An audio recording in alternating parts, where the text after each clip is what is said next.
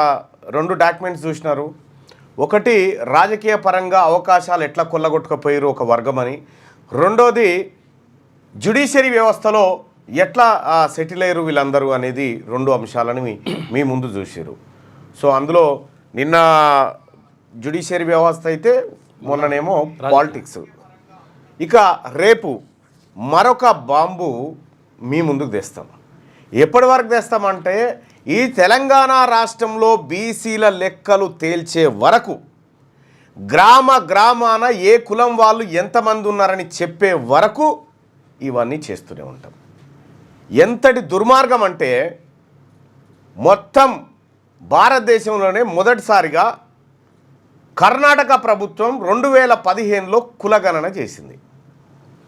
సిద్ధరామయ్య గారు ముఖ్యమంత్రిగా ఉన్నటువంటి సందర్భంలో కులగణన చేసి ఇప్పటి వరకు లెక్కలు బయటపెట్టినటువంటి కాంగ్రెస్ పార్టీ ప్రభుత్వం అక్కడ ఉంది. లెక్కలు బయటపెట్టలే ఇప్పటిదాకా.